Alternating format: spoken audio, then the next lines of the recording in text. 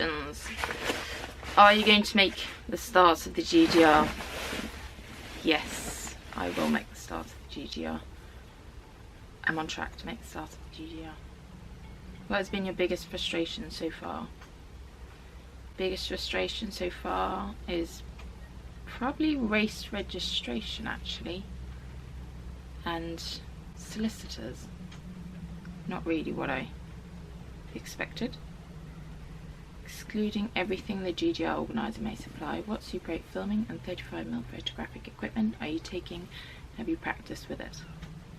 I've got a couple of 35mm cameras that take lots of photos. I always take lots of photos, so still going to be doing that in the race. I'm quite excited actually about using film.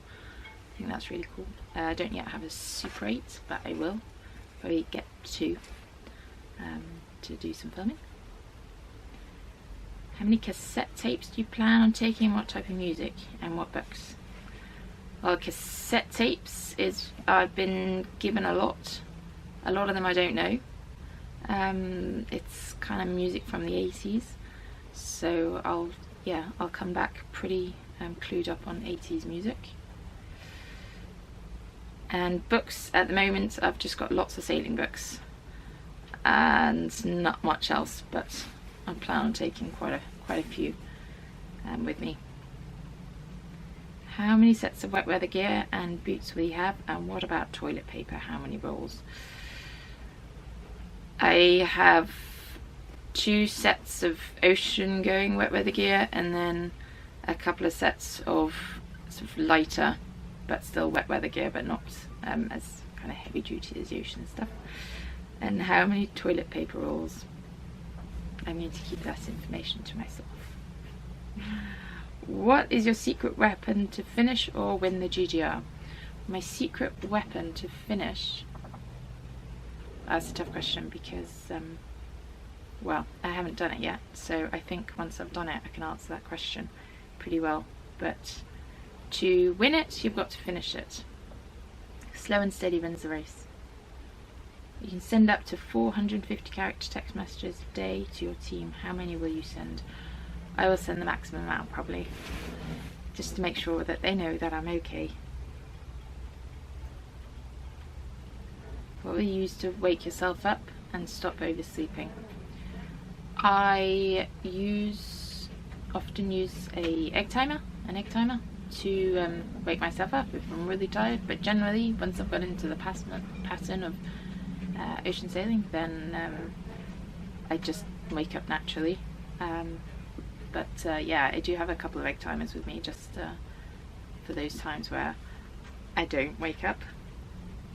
Describe the food you plan on taking, and what about alcohol? The food is a bit of a mixture of freeze-dried and tins, baking. I am definitely going to be baking on the race. Cakes, bread.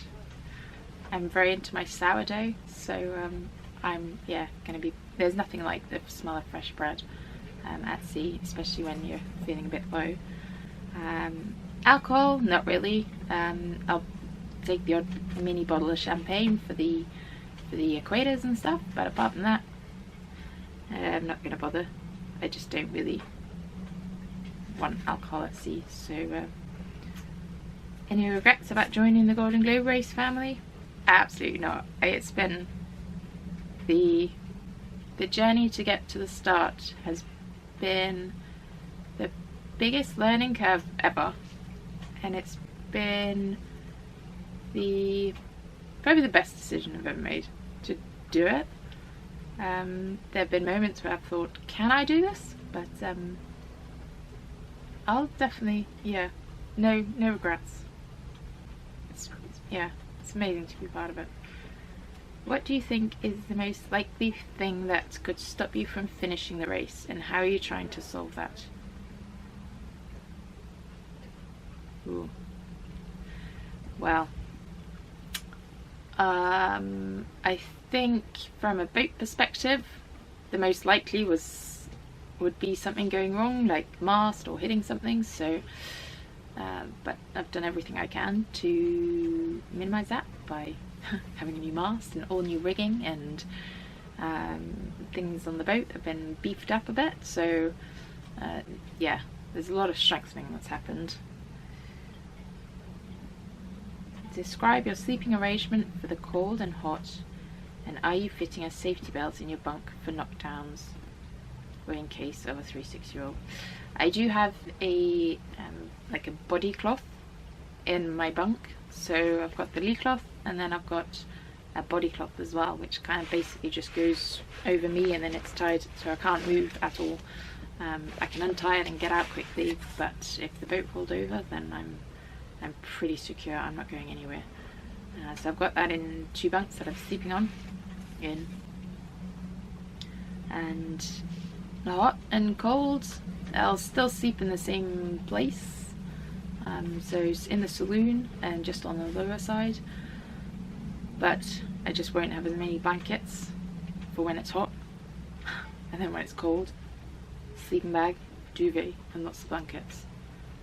Or maybe not duvet, we'll see. Who or what has been your biggest driving force or assistance getting you to the start line? Well, who or what? I want to say what, because I kind of stupidly decided to do it all on my own, which is probably why I've been so stressed out. But who or what? I've got a lot of support behind me, especially my family and my close friends. They've just been amazing. What has been the biggest driving force though? Just I don't know, just don't want to give up. When I've started something, I'm pretty persistent, so I think that kind of helps with, yeah, getting to the start. I just want to get to the finish as well. The GGR is established in Les Sables, France now. What do you think about that? Well,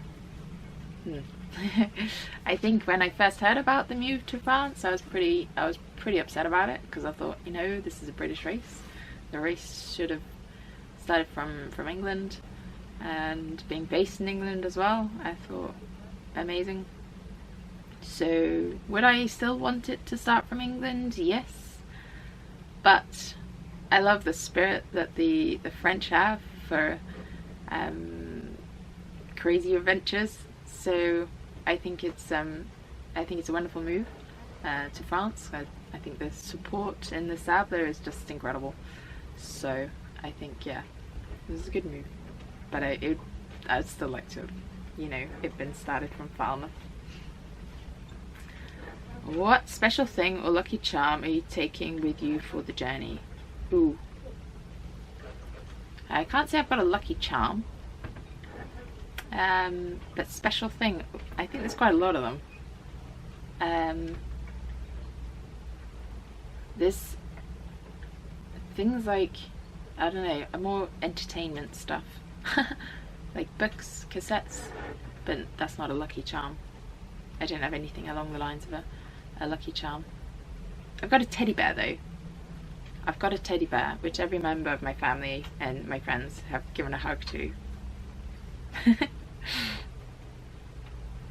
How are you going to feel leaving the marina in Les Sables on start day?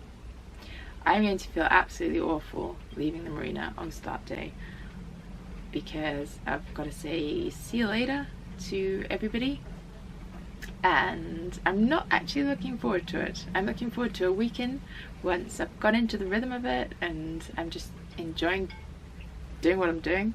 But the first week I am genuinely not looking forward to it.